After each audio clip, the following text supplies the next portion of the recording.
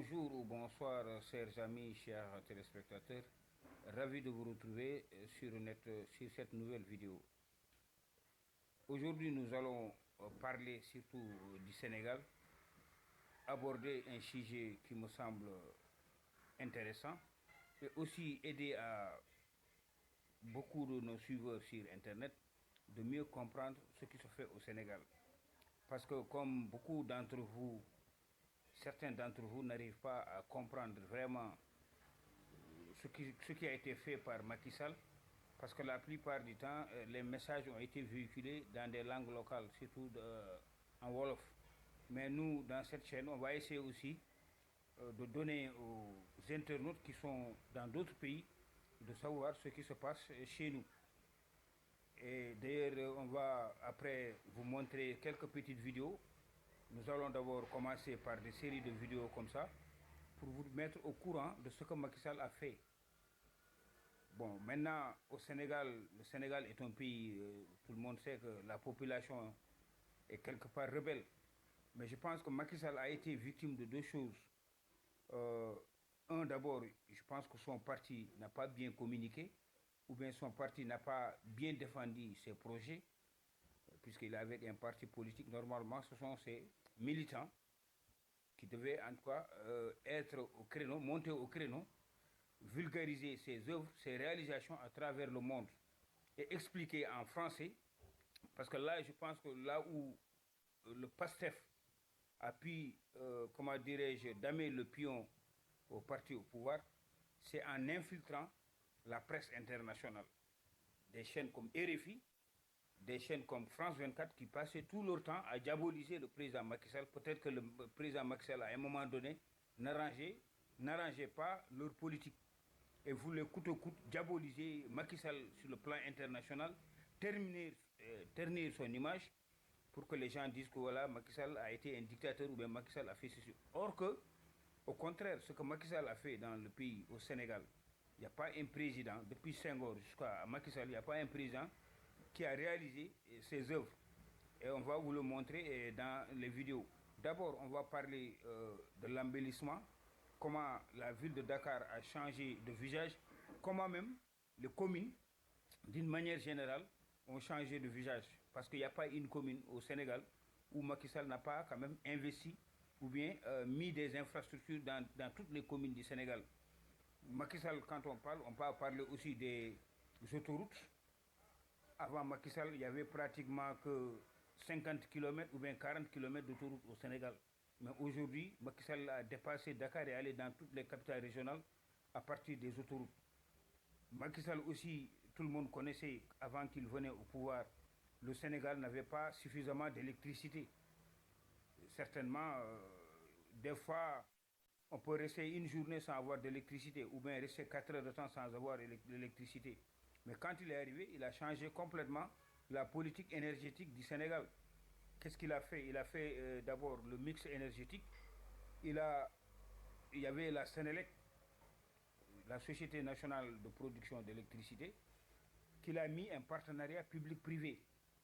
C'est-à-dire en poussant des investisseurs étrangers comme nationaux à venir investir dans le secteur électrique. C'est-à-dire ils sont allés chercher des producteurs indépendants, surtout dans le domaine du solaire. Les producteurs indépendants sont venus installer leur centrale solaire. Mais au préalable, il y a eu des discussions, avant de signer les contrats, il y a eu des discussions entre la Sénélec et ces promoteurs privés qui vont produire de l'énergie à partir du solaire et vendre à un prix raisonnable à la Sénélec, à un prix quand même qui est discuté et entendu entre les deux parties. Donc la Sénélec récupère l'électricité produite par les producteurs indépendants et les revend à la Sénélec et la Sénélec continue à faire la distribution. Après le solaire aussi, Macky Sall a investi dans l'éolien avec la centrale de Taïba Ndiaye. La centrale de Taïba Ndiaye aussi, ça a été la même chose. C'est un partenariat public-privé. Des privés qui investissent dans l'éolien, qui produisent de l'électricité et qui vendent à la Sénélec. Après aussi, il y a eu, comment dirais-je, des coopérations entre les différents pays, que ce soit à l'OMVS, avec les barrages à Manantali au Mali, de multiples et aussi le barrage de bienfaits, Diamant. Donc, voire la de production que bénédictions. l'OMVS, la Le production Saint-Homme, hydroélectrique que l'OMVS dans ses produit, écrits, revend à ces pays, que ce soit aura le Sénégal, théorisé la Mauritanie, ce la tracé Guinée si long, et si le béni Mali. pour Il y a tout ici, fidèle il y a eu aussi musulman. une autre Cheikh coopération Ahmadou sur un Bamba autre fleuve Khadim Rassoul, pour produire fondateur de du mouridisme, l'électricité, c'est le fleuve Gambie. Là aussi, il y a un la vrai Gambie, le Sénégal, la leader, Guinée-Bissau et la Guinée. Tout ça produit de l'électricité. Donc aujourd'hui, le Sénégal est autosuffisant, je dois dire, en termes d'électricité. Macky Sall aussi, à un moment donné, avait loué un bateau qui était accosté en haute mer, qui produisait avec du gaz liquéfié de l'électricité pour revendre à la Sénélec. Donc tous ces instruments-là ont fait qu'aujourd'hui, au Sénégal, l'électricité a été stable. Sans compter que Macky Sall, dans toutes les communes, on a distribué des lampadaires solaires pour éclairer les villes. Donc voilà, tout ça, c'est un seul secteur que je parle. Ça, c'est de l'électricité. Sans compter aussi de l'eau. L'eau aussi, il a créé une autre usine qui s'appelle KMS3, qui produit beaucoup d'eau à partir à partir de lac de Guerre, qui est à peu près à 300 ou 400 km de Dakar, pour en tout cas sécuriser l'approvisionnement d'eau dans les grandes villes, l'axe Dakar, Thiès, Mbour. Et là aussi, Macky Sall aussi, avant d'aller, a eu à négocier un projet qui est en cours de réalisation, c'est le dessalement de l'eau de mer, financé par le Japon. Et là, le projet, je pense qu'il est en phase terminale. Il y a un autre projet encore qu'il a aussi négocié avec des Saoudiens qui s'appelle Aquapower. Tout ça, c'est pour sécuriser la distribution de l'eau. À partir de l'océan Atlantique, on va dessaliner l'eau et puis le vendre à la population. Donc tout ça, c'est Macky Sall, sans compter le transport. Le transport, on va parler tout à l'heure, il y aura une vidéo pour vous montrer un peu comment est la beauté vraiment du projet du BRT.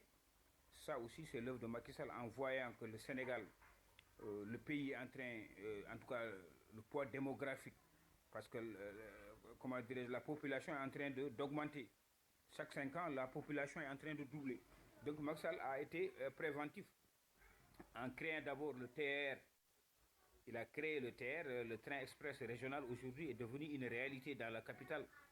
Beaucoup de Sénégalais aujourd'hui sont fiers d'utiliser un train électrique et un train qui dessert presque des millions de populations dans la banlieue. Il n'y a plus d'embouteillage, on perd plus de temps.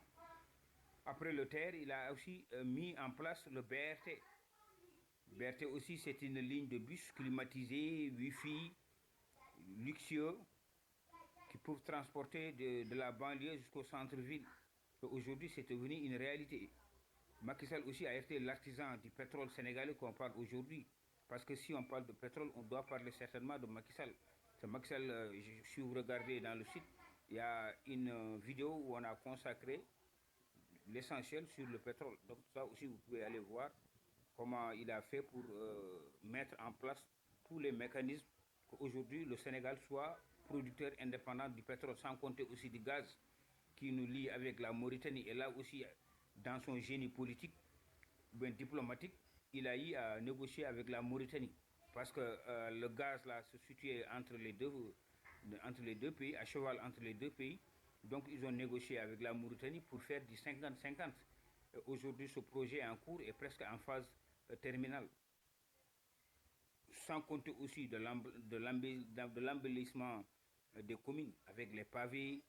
Il y aura une vidéo aussi, peut-être que vous allez voir dans la vidéo, vous allez voir aussi la corniche de Dakar, comment il a transformé complètement la corniche de Dakar, sans parler des tracteurs qu'il a distribués aux producteurs agricoles pour pouvoir quand même avoir plus de rendement. On peut énumérer beaucoup de projets ici que Macky Sall a fait, sans compter des universités, des stades et autres.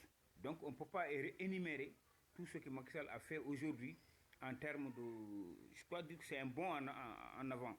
Macky Sall a vraiment réalisé des prouesses extraordinaires. Et je pense qu'aujourd'hui, si quelques mois après les élections, aujourd'hui les Sénégalais, beaucoup de Sénégalais, je dois dire 5 Sénégalais sur 6 Sénégalais sur 10 aujourd'hui regrettent son départ. Parce qu'ils ont vu qu'ils ont fait une alternance. Mais malgré l'alternance, les gens, ceux qui sont aujourd'hui au pouvoir, ne rassurent pas la population. avec Ousmane Sonko qui manipulait les médias, qui manipulait la population, les gens se sont rendus compte que vraiment, c'était pas ça. Il fallait laisser Macky Sall continuer, ou bien le camp de Macky Sall continuer. Donc on va revenir progressivement, on va arrêter ici cette vidéo, et on fera encore d'autres vidéos pour montrer ce que Macky Sall a réalisé en termes d'infrastructure, et comment le Sénégal a complètement aussi pris de l'avance par rapport à beaucoup d'autres pays.